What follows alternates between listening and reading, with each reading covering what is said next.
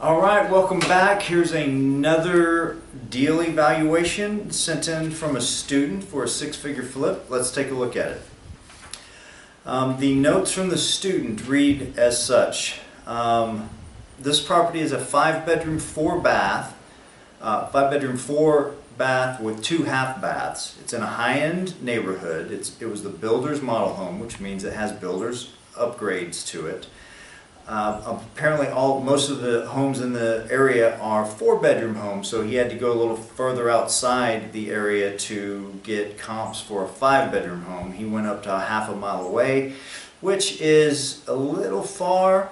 I like to say a quarter mile or in, but he adjusted for that on his ARV, the after repaired value.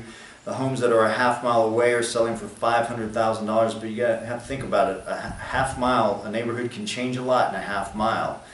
So he adjusted his ARV, his after repaired value, the ARV, down from $500,000 to $460,000. So I commend him on that. He also, who is this? Jeff. He also sent, look at this amount, this paperwork. This is good stuff. There are comps in here. Way to go, Jeff. Awesome. This is one of the better packages I've seen put together.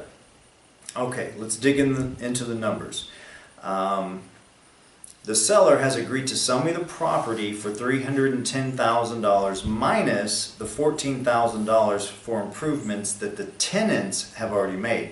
Whoa, first red flag. Tenants? What tenants? What are we talking about here? So the final sales price would be $296,000. The present tenants, again, now my antennas are up, let's see, the tenants have agreed to purchase the property on a new lease option of 2 years if the improvements to the home are made.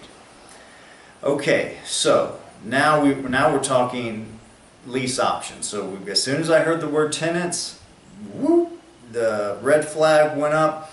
Then I hear lease option. Now I'm really leery of this deal. In case you don't know what a lease option is, it allows a person to live in the home, to lease the home with the option to buy the home at a predetermined price at a predetermined time. You see options used all over the place. There are options used in the stock market. If you're a sports fan, you hear about a sports franchise has the option to renew a player's contract. Okay, so in all of these cases, the term option, we have to focus in on the word option. What does option mean? If I have the option to do something, that means I don't have to do it. A sports franchise has the option to renew a player's contract. That means if the player sucks, they don't have to renew his contract, but if he's a stud, then they probably will. Okay, so it's an option. It gives them the right, but not the option or not the obligation. They could walk away from the deal. If you give me the option of eating this, if I had a piece of cheesecake in front of me, or not eating it, well, it's my choice. I can eat it or I can choose not to eat it. You gave me the option. Okay, so that's what a lease option is. So they're leasing, they're acting as tenants, they're paying a monthly lease, but at some point in the future, in this case 2 years into the future, they can exercise their option if they choose to at any time during that lease option period, or they can let their option expire worthless and just walk away from the deal because it's at their discretion. So this all of a sudden has hair all over it. This becomes a hairy deal. Okay. So then what we get into is, let's see, yes, he's made contact. This is just more the same. They agree to do an extended lease option if the repairs are made. Okay, they've already made $14,000 in repairs themselves. So I start digging through here. Where's the repair sheet? Whoa, here it is. $51,000. This property needs $51,000 in repairs in order to get these tenants to buy it. Okay, so now I want you to think about this logically. So we can buy the property for $296,000. Plus, we have to come out of pocket another $51,000 for the repairs. So that means I have to go to my private lender and ask to borrow $347,000. Okay? And then we are going to pay holding costs on that money for up to 2 years. And at the end of those 2 years, the tenants don't have to buy the property, okay?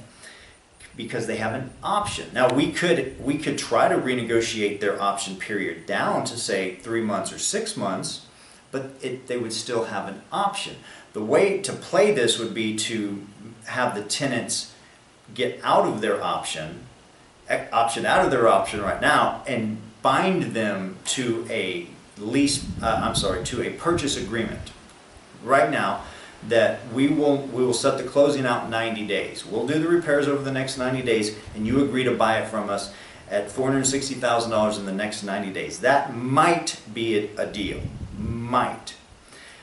My theory is that the reason they can't do that is because, well, there's twofold. They're wanting to do the lease option because they probably have bad credit, and they're hoping that if they lease the property for up to 2 years, then the bank will loan them money to buy it and they're willing to do that and pay a higher price because A, they don't have the $50,000 to fix the property up, and B, because they probably have bad credit, they can't buy it for $296,000 right now. That's the best deal for them, is just to pay the $296,000.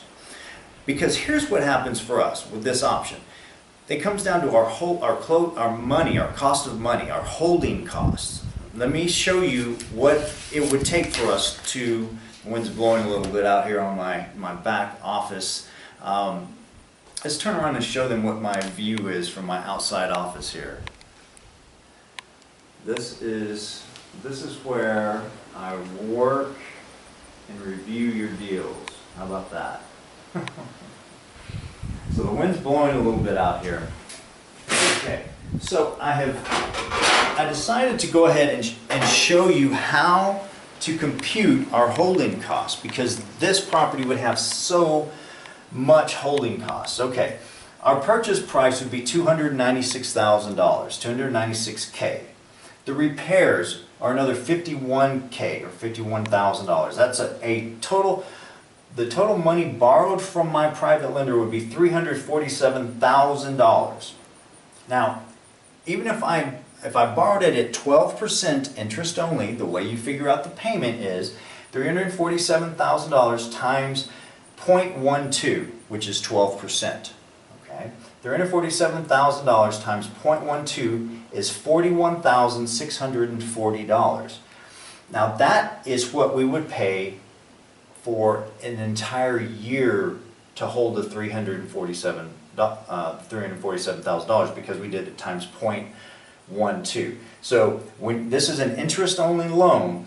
So think of it like this: you're not paying back principal and interest, you're just paying interest. So at 12% per year, 12% annually, then we're really only paying 1% per month. Does that make sense? So we're paying 12% annually to the private investor. He's getting 12% per year on his money. So if we held his $347,000 for an entire 12-month period, he would earn $41,000. Pretty sweet deal for him, right? Way better than the stock market, and is guaranteed by the property. So to get the monthly payment, what you have to do is divide $41,640 by 12. That gives us a monthly holding cost of $3,470. I've made it bigger over here. So basically $3,500 is what we would be paying our private lender, $3,470, $3,500 a month to hold this property for however long we would have to hold, up to 2 years, and then the buyers don't even have to buy. Okay, so this right here, this $41,000, the holding costs alone make this a no deal. And then you add to it the lease option and all of that. and it just has a lot of hair on it. Now, if the tenants were out of the picture completely, this might be a deal. But they're in there, and they've already got a lease option, so they've already got control of the property. We could try to get them out, but they're going to want something. So if they were out of the deal, this might be a six-figure flip. But with them in the middle and them really having control, because they've already got a lease option in place, they technically control the deal, it would just, the holding costs alone would destroy any profit that we might hope to make, okay? So that is how you figure out interest-only loans. If you want to get the annual number, you take the amount you're going to borrow times 0.12 if you want, and then you divide it by 12 to get the monthly number. Or if you just want the monthly number, you can just take the total number, $347,000 times 0.01, and that gives you the monthly number. And you can multiply that by however many months you think you're going to need the money. So, as you can see, the holding costs are substantial. So you're going to have at least $41,000 worth of holding costs, plus $51,000 in repair. Plus, I can already tell you, none of my private lenders, if I showed them this deal, they're going to say, "What? Are you crazy?" Again, get those people out of the middle, and it might work.